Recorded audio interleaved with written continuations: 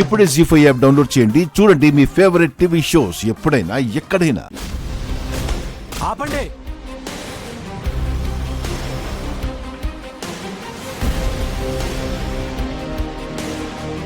ఏం జరుగుతుంది అక్కడ? వీడెవడో దొంగ అనుకో.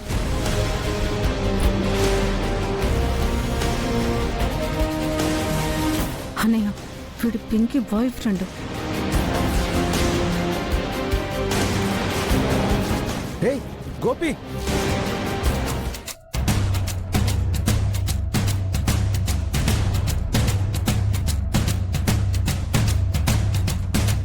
అన్నయ్య అన్నయ్య గోపి లే.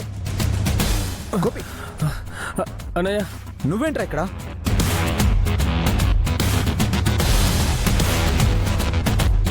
పెద్ద వీడు మా బాబాయ్ కొడుకు గోపిగాడు.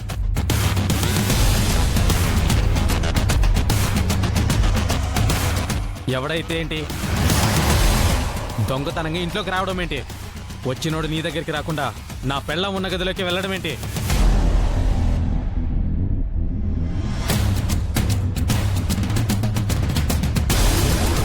రే గోపి, నువ్వు ఎందుకు వచ్చావురా ఇక్కడికి? చెప్పరా, ఎందుకు వచ్చావు? ఎందుకు వచ్చావని కాదు రాజు, దొంగతనంగా ఈ ఇంట్లోకి ఎందుకు వచ్చాడని అడుగు. చెప్పరా, చెప్పు.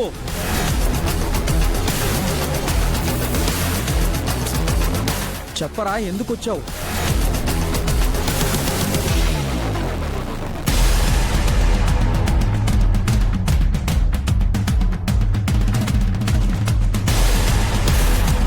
అన్నయ్య అది చెప్పరా, ఎందుకు వచ్చావు?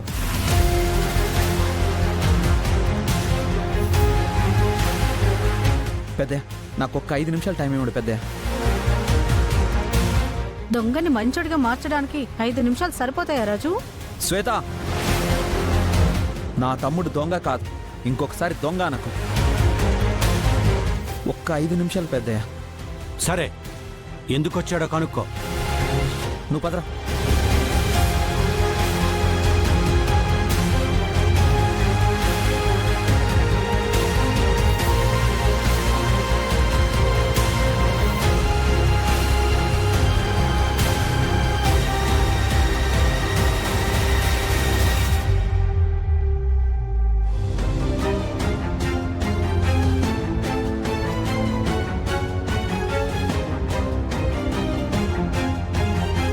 ఏ గోపి, ఏమైందిరా?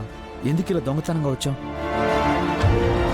అన్నయ్య, ఇప్పుడు మన గురించి మొత్తం రాజుకు చెప్పేస్తాడేమో. భయపడకు శ్వేత, ఆ రోజు ఏం జరిగిందో వాడికి తెలుసు, కానీ ఎవరు చేశారో వాడికి తెలియదు. మనల్ని గుర్తుపట్టే ఛాన్సే లేదు. నువ్వు కూల్గా ఉండు. అన్నా, నేను ఒక తప్పు చేశాను. నేను పింకీ ప్రేమించుకున్నామన్నయ్య.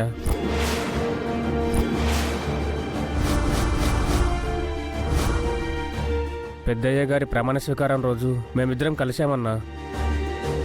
అక్కడ కలిసి మాట్లాడుకుంటుంటే 2 కానిస్టేబుల్ వచ్చారన్నయ్య.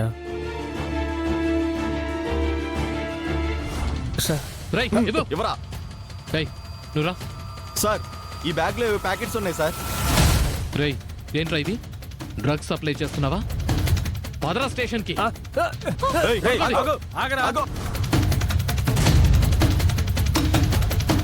నిజంగా నా బ్యాగ్లోకి ఆ డ్రగ్స్ ప్యాకెట్లు ఎలా వచ్చాయో నాకు తెలీదన్నా. ఆ డ్రగ్స్ చూసేసరికి నాకు చాలా భయం వేసింది. అసలే సీఎం కూతురు కదా, ఏదైనా ఇష్యూ చేస్తారేమోనని భయపడి పారిపోయానన్నయ్య. మళ్ళీ సారీ చెప్దామని ఎన్నిసార్లు కాల్ ట్రై చేసినా పింకీ రెస్పాండ్ అవ్వలేదు. అందుకే పింకీకి ఏమైందో అన్న భయంతోనే ఇలా వచ్చానన్నా.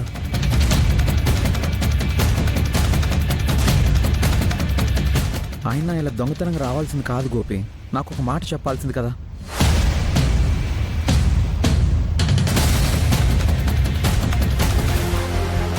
పింకీ, పింకీ, పింకీ, పింకీ, ఏం చేస్తున్నావు? దిగు. నీకేమైనా పిచ్చి పట్టిందా? ఎందుకు ఇంత పిచ్చి పని చేశావు? అసలు సూసైడ్ చేసుకునేంత ప్రాబ్లం ఏమొచ్చింది పింకీ నీకు? మాతో చెప్పకూడదని ఎందుకు అనుకున్నావు? అంతా చెప్పాడు పింకీ. అసలు ఏం జరిగిందో ఇప్పటికైనా మాతో చెప్పు పింకీ. చెప్పు పింకీ, చెప్పు. గోపి నేను ప్రేమించుకున్నా. ఇంట్లో మీ ఇద్దరికి ఎదురైన సమస్యలను చూసి ఇంట్లో చెప్పడానికి భయపడ్డా. మేం చివరిగా పెద్దనాన్న ప్రమాణ స్వీకారం రోజు కలిసాం. అదంతా గోపి చెప్పాడు పింకీ. గోపి వెళ్ళిపోయాక ఏం జరిగిందో చెప్పు. గోపి వెళ్ళిపోయాక ఆ డ్రగ్స్ నావే అని ఒప్పుకోమన్నారు.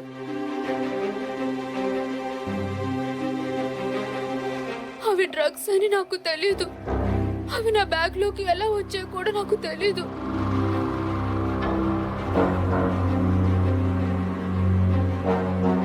నన్ను టేస్ట్ చేసి చెప్పమన్నారు.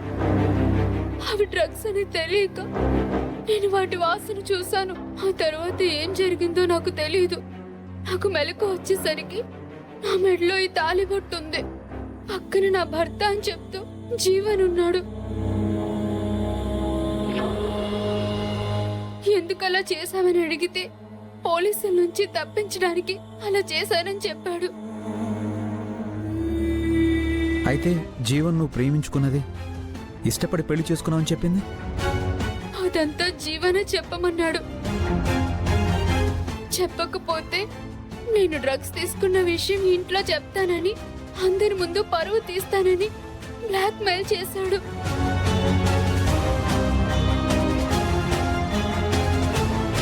ఆ వీడియోలన్నీ తన దగ్గరే ఉన్నాయి. ఏమాత్రం తేడా వచ్చినా వాటిని మీడియా వాళ్ళకి ఇస్తానని, పెద్దనన్ను పరువు తీస్తానని, సీఎం పదవి నుండి దింపేస్తానని బెదిరించాడు. అందుకే నేనెవరితో ఏం చెప్పుకోలేకపోయాను. వాడు చెప్పినట్టు విని ఎవరికీ చెప్పకుండా చాలా పెద్ద తప్పు చేశావు పింకీ. నిన్ను నువ్వు బాధ పెట్టుకుంటూ ఇంట్లో వాళ్ళందరినీ బాధ పెట్టావు. మాతో చెప్పుంటే ఈ ప్రాబ్లం ఇంతవరకు వచ్చుండేది కాదు. జరిగిందేదో జరిగిపోయింది. ఇక నుంచైనా నేను చెప్పే జాగ్రత్తగా విను పింకీ. జీవన్ గురించి ఆలోచించడం, భయపడ్డం మానేసి నీ లైఫ్ గురించి మాత్రమే ఆలోచించు. నువ్వు ముందు కాలేజ్కి వెళ్ళు. నువ్వు స్పృహలో లేని ఆ రోజు ఏం జరిగిందో నేను తెలుసుకుంటాను. అప్పటి వరకు ఇంట్లో నువ్వు ఎలా ఉన్నావో, జీవన్కి ఎలా భయపడుతున్నావో ఆ భయాన్ని అలానే మెయింటైన్ చేయి.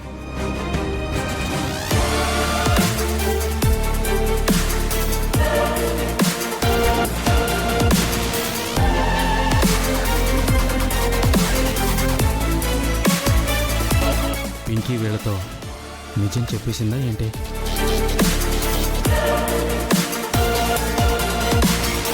ప్లీజ్ నన్నేం అడగొద్దు. మీరెన్నిసార్లు అడిగినా నేను చెప్పేది ఒక్కటే.